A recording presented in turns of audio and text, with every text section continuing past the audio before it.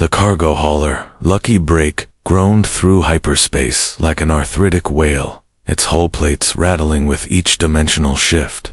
Inside the cramped cockpit, Kestrel Voss squinted at the navigation display, trying to make sense of coordinates.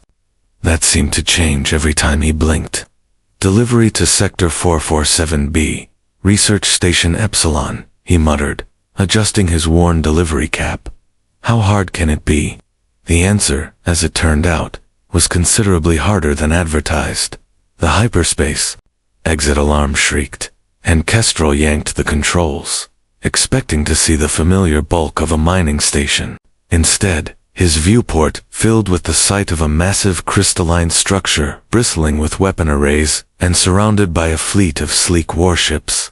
The vessels bore the distinctive spiral markings of the Galactic Council's military command. Scrap, Kestrel breathed, then immediately activated his comm system. Hello there. This is Independent Cargo Vessel Lucky Break. I think I took a wrong turn somewhere around. Approaching vessel. The voice that erupted from his speakers was deep, authoritative, and very clearly not interested in his navigation problems. You are entering restricted council space during active military operations. State your designation and mission parameters immediately. Kestrel's hands flew over his console, desperately trying to look official. Right? Yes. Mission parameters. I'm Kestrel Voss, and I'm here to deliver, UH. He glanced at his cargo manifest.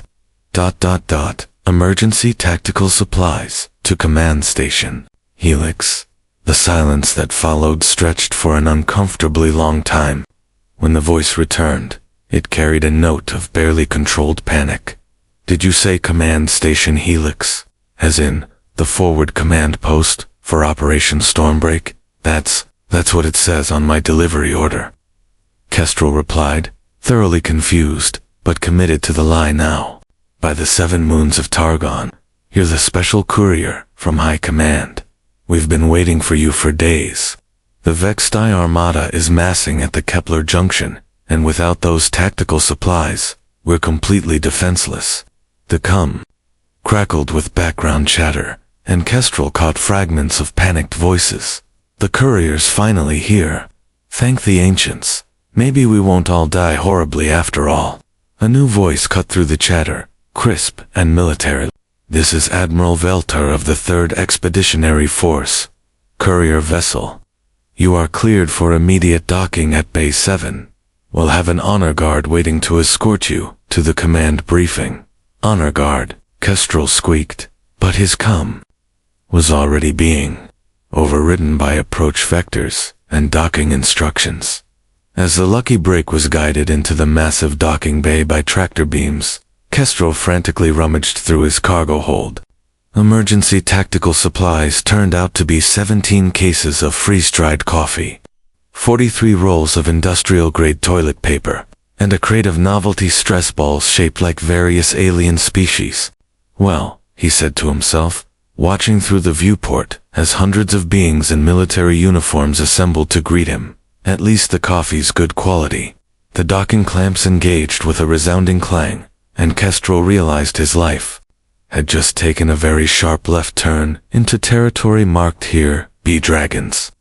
Outside, he could hear the rhythmic stomp of military boots and what sounded suspiciously like ceremonial drums. His delivery cap suddenly felt very, very inadequate.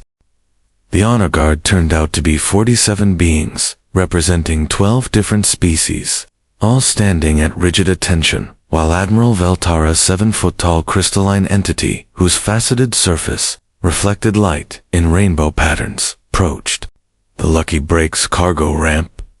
Kestrel had managed to find a somewhat clean jumpsuit, and had attempted to make his delivery cap look more official by straightening it. The effect was roughly equivalent to putting a bow tie on a space pirate, but it was the best he could do on short notice. Courier Voss. Admiral Veltar's voice resonated like struck crystal. Your arrival couldn't be more timely. The Vextai have accelerated their timetable. We have perhaps 6 hours before they reach optimal firing position. 6 hours, Kestrel repeated, nodding sagely, while his brain performed the mental equivalent of a panicked, screaming fit. That's not very long, indeed. I trust the tactical packages from High Command contain the breakthrough we've been promised. Kestrel gestured grandly toward his cargo hold, where the cases of coffee sat among the toilet paper like diplomatic gifts from a very confused civilization. Oh, these are definitely breakthrough materials. Very cutting-edge stuff. Some of it's so classified I'm not even sure what it does. Admiral Veltar's faceted head tilted in what might have been approval. Excellent operational security. Please, we've prepared the main briefing amphitheater. The entire command staff is assembled. The walk through Command Station Helix was a fever dream of military efficiency. Corridors bustled with activity as beings of various species hurried past, carrying data tablets, energy weapons, and occasionally each other. Holographic displays showed tactical readouts that looked important and terrifying in equal measure. The briefing amphitheater was a vast circular chamber with tiered seating arranged around a central holographic display. As Kestrel entered, 200 military officers representing the cream of the Galactic Council's forces rose to attention. The silence was so complete he could hear his own heartbeat. Officers of the 3rd Expeditionary Force, Admiral Veltar announced, I present Special Courier Voss, bearing critical intelligence from High Command regarding Operation Stormbreak. The holographic display activated, showing a 3-dimensional star map with angry red markers, indicating Vexti fleet positions. They looked like a swarm of metallic locusts descending on the Council's defensive positions.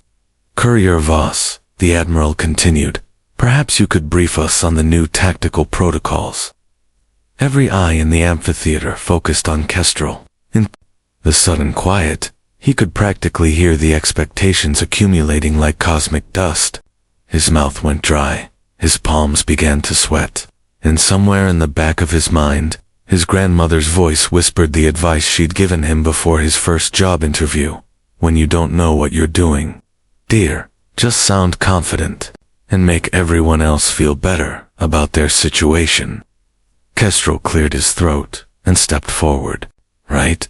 Well, looking at this tactical situation, I can see you're all very concerned about the Vexti approach, vectors. Murmurs of agreement rippled through the assembled officers. But what I'm seeing here, he continued, warming to the theme, is an opportunity. The Vexti are clearly following standard attack protocols, tight formation, predictable approach patterns. They're thinking like a conventional military force. Commander Hithara, a reptilian officer with intelligent golden eyes, leaned forward. And your assessment suggests? Kestrel studied the holographic display. His years of navigating shipping routes through asteroid fields and space debris, suddenly providing unexpected insight. They're treating this like a siege. But what if we don't let them? What if instead of defending, we delivered? The amphitheater buzzed with confused whispers. Delivered? Admiral Veltar prompted. Exactly. Kestrel pointed at the display, with growing enthusiasm. Look at their formation. They're bunched up like packages in a cargo hold. One disruption in the right place, and their whole coordination falls apart. We don't need to outfight them. We need to outthink them. For the first time since his arrival, Kestrel felt like he might actually know what he was talking about. The silence in the briefing amphitheater stretched like a hyperspace jump until Commander Hithara's scales rustled with what sounded suspiciously like approval. Elaborate on this delivery strategy, Courier Voss, she said, her serpentine neck extending forward with predatory interest. Kestrel found himself walking around the holographic display, gesturing at the Vexti. Fleet formations with the confidence of someone who had spent years figuring out how to squeeze oversized cargo through undersized shipping lanes. Look here, he said, pointing at the enemy's lead elements. They're maintaining perfect formation, spacing exactly 2.7 kilometers between each vessel. That's not tactical positioning, that's traffic control. They're flying like cargo haulers in a shipping corridor. Admiral Veltar's crystalline surface shimmered. Your point being? My point is that cargo haulers are vulnerable to the same thing that makes them efficient: predictability. Kestrel manipulated the holographic controls with surprising dexterity, highlighting sections of the enemy formation. You disrupt the lead elements, and everything behind them has to adjust. Create enough chaos at the front, and the whole convoy backs up like a hyperspace traffic jam. Colonel Kinthax, a spider-like being with too many eyes, clicked his mandibles thoughtfully. The Vextai have never encountered truly irregular tactics. Their military doctrine assumes rational strategic behavior from their opponents. Exactly. Kestrel was getting excited now, his delivery experience translating into tactical insights he'd never known he possessed. And the beautiful thing about irrational behavior is that it's completely unpredictable. They can't counter what they can't anticipate. He pulled up the station's defensive capabilities on the display. What kind of resources do we have for creative problem solving? Admiral Veltar gestured to various sections of the readout. Standard military complement fighters, destroyers, defensive platforms. But our numbers are insufficient for conventional engagement. What about non-standard resources? Kestrel asked. Maintenance craft, cargo vessels, civilian ships. Well, yes, but those aren't combat-rated perfect. Kestrel's grin was becoming slightly manic.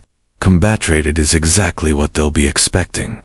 What's the most non-threatening thing in space? Commander Hithara's golden eyes narrowed. A distressed beacon. Close, but not quite. Kestrel manipulated the display to show civilian shipping patterns. A routine delivery convoy. Everyone ignores delivery ships. They're boring, predictable, and completely beneath military notice.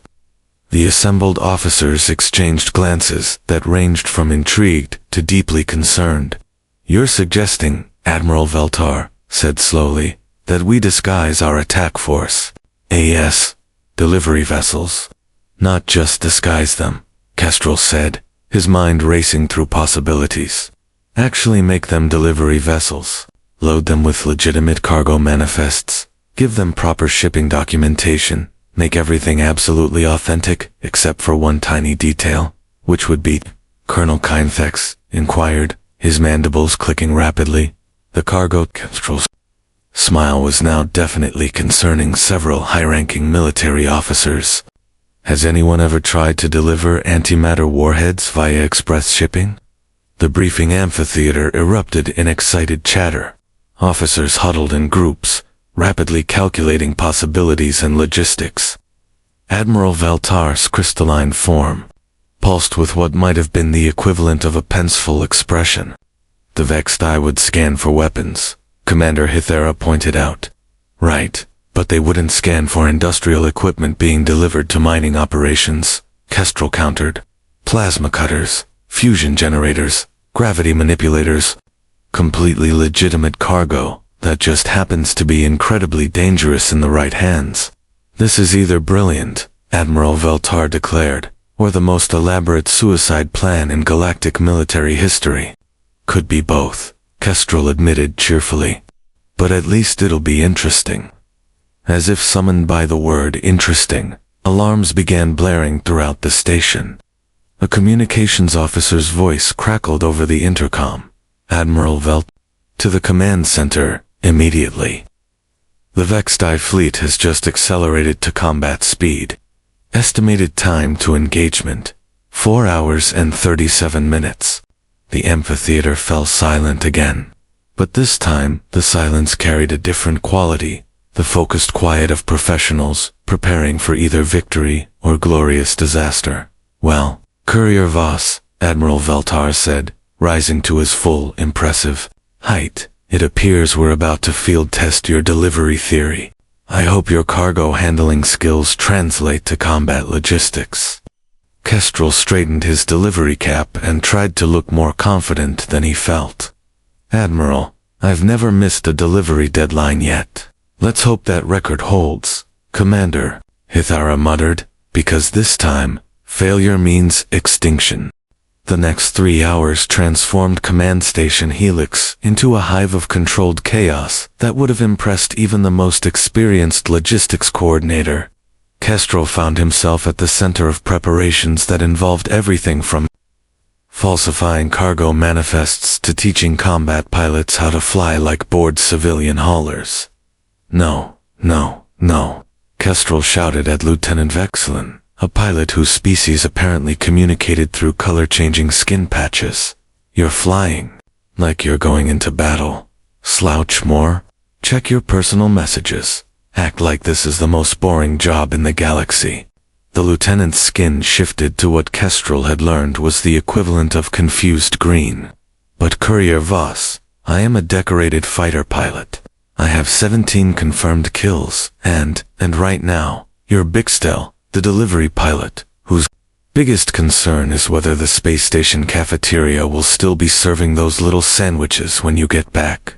Kestrel demonstrated by slumping in his own pilot's seat and adopting an expression of profound boredom. "Like this. Make them think your biggest worry is running out of coffee." Speaking of which, the coffee had turned out to be surprisingly central to their improvised strategy. Commander Hethera had taken one sip of the freeze-dried brew from Kestrel's cargo and immediately declared it a tactical asset. "This," she had announced, holding up a steaming mug, "is the finest stimulant I've encountered in 40 years of military service. If we're going to pull off this insane plan, we'll need everyone operating at peak mental capacity." The toilet paper had proven equally valuable, though in ways that Kestrel preferred not to think about too deeply.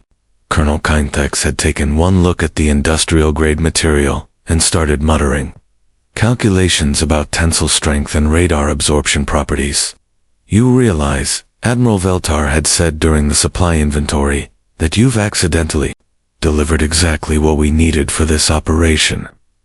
"Pure coincidence," Kestrel had replied, though privately he was beginning to wonder if the universe had a very strange sense of humor. Now, with less than 30 minutes until the Vextai reached optimal firing position, the improvised delivery fleet was ready to launch. 12 vessels disguised as routine cargo haulers, each loaded with enough repurposed industrial equipment to level a small moon, sat in the station's launch bays. "Fleet status report," Admiral Veltar commanded from the station's main operations center. "Delivery vessel routine cargo reporting ready," came Lieutenant Vexlin's voice, now properly bored and distracted. "Cargo manifest shows mining equipment bound for asteroid processing station 7G. Boring freight standing by," reported another pilot. "Manifest indicates bulk foodstuffs and entertainment systems." One by one, the disguised combat vessels reported, and each with perfectly mundane cargo manifests that happened to contain enough destructive potential to give a battlecruiser pause. Kestrel stood next to Admiral Veltar, watching the tactical displays with a mixture of pride and terror. "You know," he said conversationally, "I've never actually planned a military operation before. You're doing remarkably well for someone whose previous combat experience involved avoiding traffic citations." The Admiral replied, "Traffic citations can be pretty serious," Kestrel protested, "especially in asteroid fields." The main display suddenly lit up with new contacts. The Vextai fleet had arrived at the edge of scanning range, their formations as precise and predictable as Kestrel had predicted. 12 massive battlecruisers accompanied by 47 smaller vessels, all maintaining perfect military spacing as they approached the station. "They're beautiful," Commander Hithera observed, watching the enemy formation. "Absolutely textbook fleet deployment. And that's exactly why this is going to work," Kestrel said, his confidence growing as he watched the Vextai move with mechanical precision. "They're thinking like soldiers, not like civilians who just want to get their deliveries done and go home." "Vextai Fleet Commander is broadcasting," reported the communications officer. "Standard surrender demand, sir." "Ignore it, Admiral," Veltar commanded. "Launch the delivery fleet. All vessels, remember your board. Underpaid civilian contractors, who just want to finish your routes and collect your fees. The disguised combat vessels began launching, their transponders broadcasting legitimate civilian identification codes, and their pilots affecting the kind of resigned professionalism that characterized delivery workers throughout the galaxy. Routine cargo to station control. Lieutenant Vexelin's voice crackled over the com, now perfectly capturing the tone of someone who had seen too many cargo runs and not enough vacation time. Requesting clearance for standard shipping lane.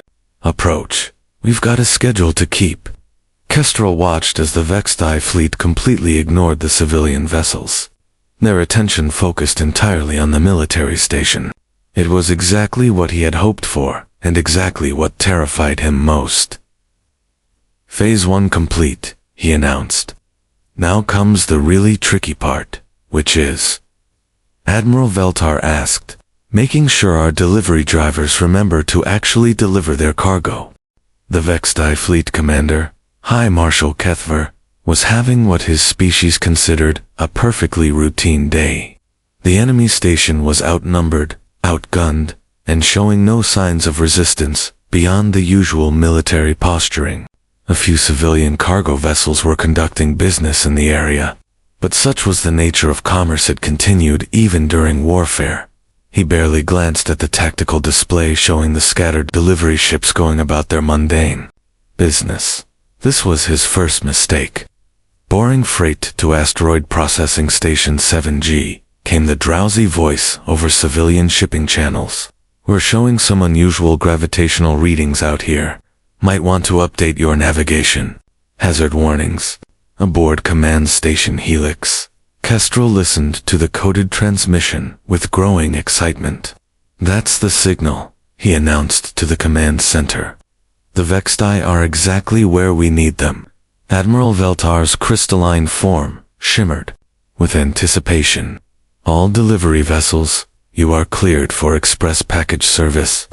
What happened next would later be studied in military academies as either a masterpiece of unconventional tactics or a case study in why civilian logistics experts should never be allowed near military operations.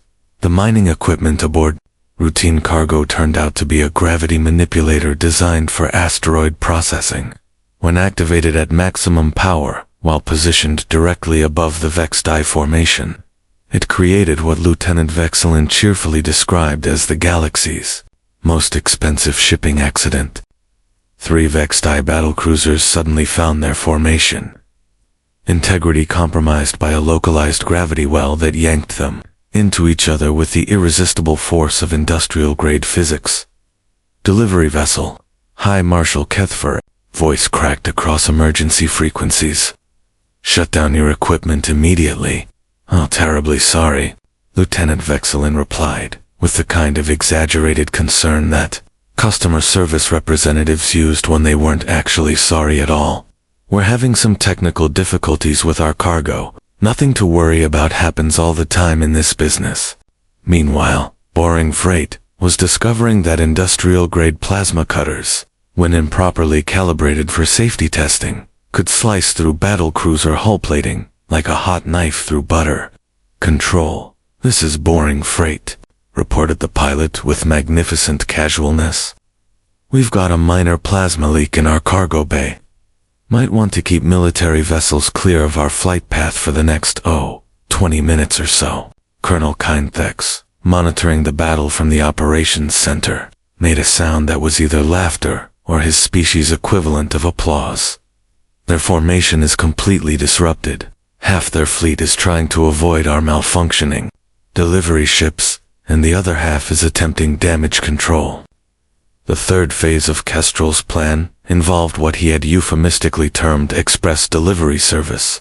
The remaining 9 disguised vessels suddenly accelerated toward specific targets in the Vextai fleet, their cargo bays opening to reveal payloads that were significantly more destructive than the manifests had indicated. Special delivery, announced the pilot of Mundane Shipment as her vessel released a cloud of self-guided mining charges that had been accidentally programmed to seek out and attach to anything with Vextai. Energy signatures. High Marshal Kethver S. tactical display was now showing a combat situation that defied every principle of military science he had ever learned. His orderly battle formation had been replaced by what appeared to be an elaborate industrial accident involving the most destructive civilian cargo in galactic history. "This is impossible," he broadcast on all frequencies. "Civilian vessels do not engage in combat operations." Combat operations. Kestrel's voice came back over the comm, genuinely confused. "Sir, we're just trying to make our deliveries on schedule. It's not our fault your ships are parked in active shipping lanes." Admiral Veltar watched the tactical display with what might have been admiration. The Vextai fleet, designed to engage conventional military forces, was completely unprepared for opponents who fought like accident-prone logistics coordinators armed with mining equipment. "Courier Voss," the Admiral said, "I believe your delivery strategy is exceeding all performance expectations." "Well," Kestrel replied, watching as another Vextai battlecruiser found itself entangled in what was officially classified as industrial netting, but looked suspiciously like a military containment system. "I always pride myself on customer satisfaction." Commander Hithara's golden eyes gleamed as she studied the disrupted enemy formation. "The Vextai are attempting to regroup, but they're having to treat every civilian vessel as a potential threat. Their tactical cohesion is completely broken. And that," Kestrel said with satisfaction, "is when you make the real delivery." He activated the station's main communications array and broadcast on all military frequencies. "Hi, Marshal Kethver. This is Command Station Helix. We have a special delivery for you, one unconditional surrender. Express shipping, signature, required upon receipt." The silence that followed was broken only by the sound of secondary explosions from the Vextai fleet. The aftermath of what military historians would later call the Great Delivery Incident left High Marshal Kethver in the unprecedented position of having to explain to his superiors how his superior forces had been defeated by what appeared to be a shipping company with anger management issues. They were civilian cargo vessels, he protested during his eventual court-martial. The tactical computers couldn't classify them as threats because they were broadcasting legitimate delivery schedules. Aboard Command Station Helix, the victory celebration was in full swing. The station's main recreation deck had been converted into an impromptu party venue, where beings from dozens of species were toasting with cups of Kestrel's surprisingly excellent coffee. "To Courier Voss," Admiral Veltar announced, raising his crystalline cup, "who proved that the deadliest weapon in the galaxy is a delivery schedule with flexible ethics." The assembled crowd cheered, and Kestrel found himself hoisted onto the shoulders of several enthusiastic officers. From his elevated position, he could see through the viewport to where the remnants of the Vextai fleet sat under guard. Their crews probably wondering how their military careers had been ended by industrial accidents. "Speech, speech," called Commander Hithra, her scales flushed with celebration colors. Kestrel cleared his throat and tried to look dignified while being held aloft by a group of intoxicated military officers. "Well, I guess what I learned today is that the skills are transferable between logistics and combat. In both cases, you're trying to get something from point A to point B while dealing with obstacles, time constraints, and people who really don't want you to succeed." "And the secret ingredient?" prompted Colonel Kinthex, who was working on his third cup of coffee, despite having a metabolism that processed stimulants very differently than most species. "Coffee," Kestrel said solemnly, "and really good toilet paper. Never underestimate the tactical value of proper supply chain management." The party continued for several more hours, during which Kestrel learned that Admiral Veltar was surprisingly good at karaoke. Commander Hithara could juggle with her tail, and Colonel Kinthex had the galaxy's most comprehensive collection of military-themed dad jokes. It was during a lull in the festivities that Admiral Veltar approached Kestrel with an expression that suggested serious business. "Courier Voss," the Admiral began. "I've been in communication with High Command regarding your unconventional contribution to today's victory." Kestrel felt a familiar flutter of concern. "I hope I haven't violated any regulations. I mean, technically, I was just trying to make my deliveries." "On the contrary," Admiral Veltar interrupted, "they're quite impressed. Impressed enough to offer you a position with the Galactic Council's Strategic Innovation Division." Strategic Innovation Division. It's a new department dedicated to developing creative solutions to military challenges. They're looking for individuals who can think outside conventional tactical parameters. Kestrel considered this for a moment, looking around at the celebrating officers who had accepted him so readily into their ranks. What would the job involve? Exactly. Essentially, Admiral Veltar said, with what might have been a smile, you'd be a delivery consultant, helping us figure out how to deliver victory to situations where conventional approaches have failed. And the benefits package. Excellent. Full medical coverage, retirement planning, and unlimited access to military-grade coffee. Kestrel straightened.